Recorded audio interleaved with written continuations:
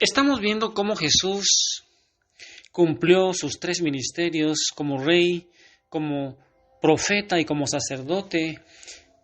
En predicaciones pasadas hemos estado observando que la unción sacerdotal de Jesús la llevó a cabo Él a través de oraciones, a través de la oración. Y el día de hoy vamos a ver la otra forma mediante la cual Él ejerció ese ministerio de sacerdote y lo hizo ahí en la pasión y la muerte en cruz de Jesús.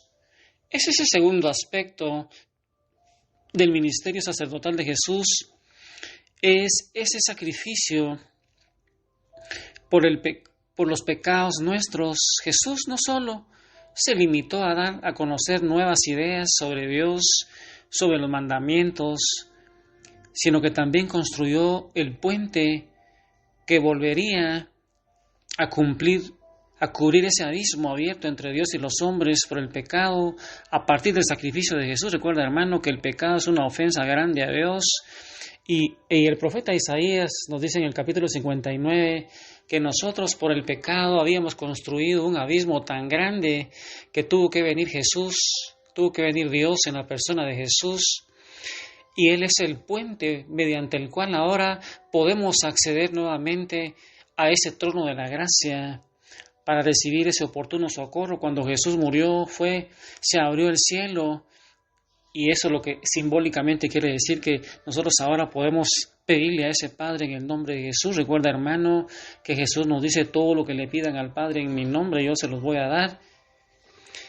Ya vimos, hermano, que el oficio propio del sacerdote en el Antiguo Testamento era de ser un mediador entre Dios y los hombres, y lo que significa ofrecer a Dios las oraciones y el sacrificio y dar al pueblo lo que se recibe de Dios. Por lo tanto, en la mediación que Jesús ejerce, mediación sacerdotal, encontramos un movimiento hacia Dios, un movimiento ascendente y un movimiento descendente de Dios a los hombres. En el sacrificio se realiza en una forma perfecta esta doble mediación. Hay un oferente, ese oferente es el sacerdote, el que ofrece es el sacerdote, pero también existe una ofrenda visible que se le entrega a Dios y a eso se le llama oblación. Esa ofrenda se llama oblación. El fin del sacrificio consiste primariamente en el reconocer la soberanía de Dios a través de la súplica, a través de la adoración, a través de la acción de gracias del sacerdote. Todo lo que constituye esa acción dirigida a Dios, y luego viene la respuesta de Dios como un don, como un regalo hecho a quienes ofrecen ese sacrificio. Y es que el sacrificio sacerdotal es tanto más perfecto cuanto más se encuentre unido con Dios el sacerdote y cuanto más unido esté con los hombres por quienes ofrece ese sacrificio. A partir, hermano, de estos principios, podemos observar claramente que el sacrificio sacerdotal de Jesús es el más grande que se puede concebir. Es necesario hoy tener en cuenta que Jesús es sacerdote no como Dios, sino como hombre. Recuerda que Jesús es verdadero Dios, pero también es verdadero hombre, una persona con dos naturalezas, una naturaleza divina, una naturaleza humana. Como hombre, Él es nuestro eterno y sumo sacerdote, porque el mediador debe ser un intermediario entre Dios y los hombres, y por lo tanto, debe ser inferior a Dios. No podemos imaginar un sacerdote más unido a Dios que Jesucristo, con una santidad plena, libre de todo pecado, libre de toda imperfección, libre de toda mancha, ya que la humanidad de Jesús es santificada por la unión personal con la persona, con la naturaleza divina de Él. Esa unión se llama unión hipostática. Esa naturaleza humana se une con el Verbo hecho carne. El Verbo es Dios, ya que Él posee íntimamente esas dos naturalezas, una naturaleza humana, una naturaleza divina. Y por esta razón, Esas acciones sacerdotales de Jesús que proceden de su inteligencia y de su voluntad humana. Recuerda, hermano, que nosotros como seres humanos tenemos en el alma dos potencias, tenemos la voluntad y tenemos la inteligencia. Y en esas acciones sacerdotales de Jesús que proceden como de su naturaleza humana, de su voluntad, de su inteligencia, toman en la tierra un valor satisfactorio y meritorio infinito que ellas toman de la persona divina del Hijo de Dios. En el caso de Jesús, su sacrificio también es perfecto, porque el sacerdote y la ofrenda, es decir, la víctima, hermano, la víctima del sacrificio son lo mismo. El sacerdote y la ofrenda con Jesús son lo mismo. Jesús. Y es que Dios envió al mundo a Jesús para que llevara a cabo la redención mediante el sacrificio de su propia vida en la muerte de cruz. Y este acontecimiento como designo de Dios sigue siendo un misterio que no se puede explicar en forma agotadora por la razón humana, pero la respuesta surge de la misma revelación de Dios.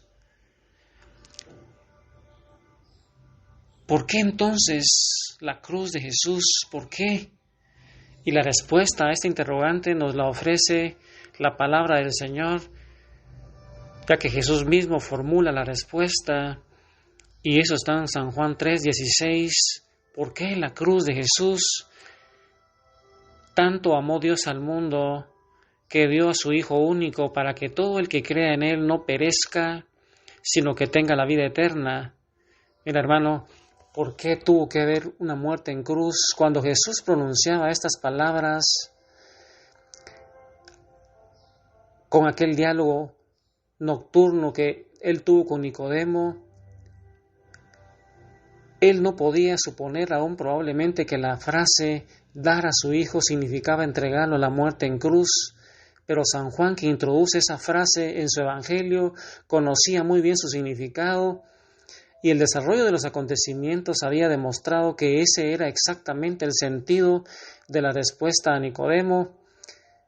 Dios, hermano, Dios ha dado a su Hijo único para la salvación del mundo, entregándole a la muerte de cruz por los pecados del mundo, entregándolo por puro amor. Tanto amó Dios al mundo, a la creación, al hombre.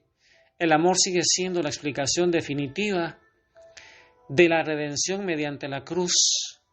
Es la única respuesta a la pregunta ¿por qué? A propósito de la muerte de Jesús, incluida en el designio eterno de Dios, se trata de un amor que supera incluso la justicia.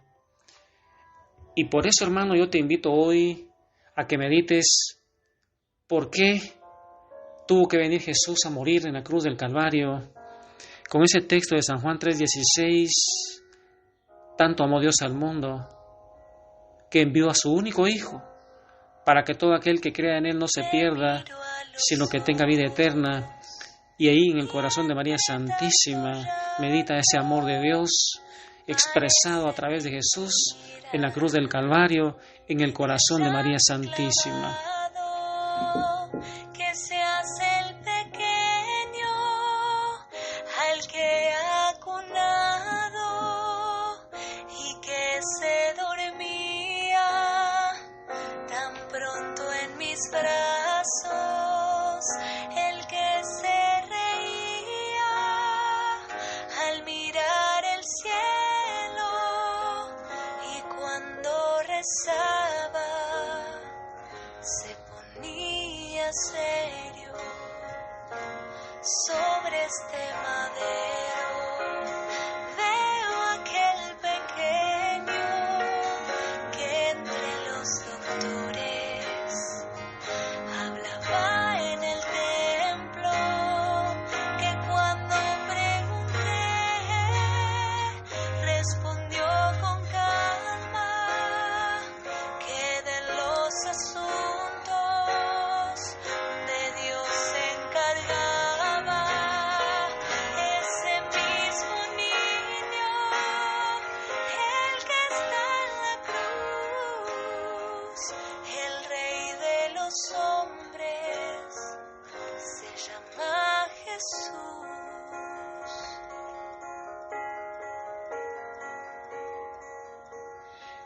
ese mismo hombre ya no era un niño cuando en esa boda le pedí más vino que dio de comer a un millar de gente y a pobres los miró de frente.